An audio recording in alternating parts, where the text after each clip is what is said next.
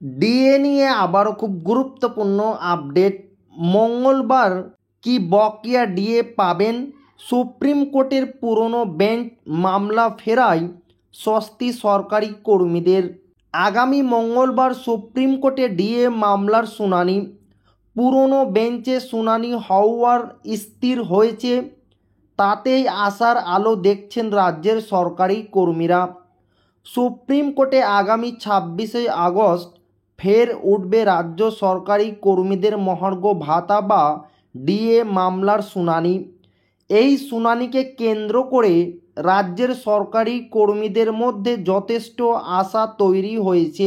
রাজ্য সরকারি কর্মীদের একাংশের মতে এবারের শুনানি খুবই গুরুত্বপূর্ণ, কারণ এবার বকেয়া ডিএ নিয়ে বড় সিদ্ধান্ত নিতে পারে সুপ্রিম কোর্টে। রাজ্য সরকারি কর্মীদের ডিএ মামলা নিয়ে আসার কারণ হলো এবার সুপ্রিম কোর্টে ডিএ মামলা দৈনন্দিন 4 নম্বর আইটেম হিসেবে তালিকাভুক্ত করা হয়েছে। কারণ মামলাটিকে সুপ্রিম কোর্ট যে যথেষ্ট গুরুত্ব দিচ্ছে তা আর বলার অপেক্ষা রাখে না। আগামী মঙ্গলবার এই মামলাটিকে দীর্ঘ সময় ধরে শুনানি হতে পারে তেমনই মনে করেছে রাজ্য সরকারি কর্মীদের একাংশ। সুপ্রিম কোর্টের পুরনো বিচারপতির বেঞ্চে ফিরছে ডিএ মামলা। 26শে আগস্ট ডিএ মামলার শুনানি হবে সুপ্রিম কোর্টের বিচারপতি সঞ্জয় করল ও বিচারপতি সন্দীপ মেহতার ডিভিশন বেঞ্চে। এর আগে সরকারি কর্মীদের পক্ষে রায় দিয়েছিল এই বেঞ্চ। এই বেঞ্চই গত 16 মে রাজ্য সরকারকে নির্দেশ দিয়েছিল রাজ্যের সরকারি কর্মীদের বকেয়া 25% ডিএ মিটিয়ে দিতে। তাই রাজ্য সরকারি কর্মীরা আশা করেছেন এবারও সুপ্রিম কোর্টের এই বেঞ্চ তাদের পক্ষে বড় কোনো সিদ্ধান্ত নিতে পারে।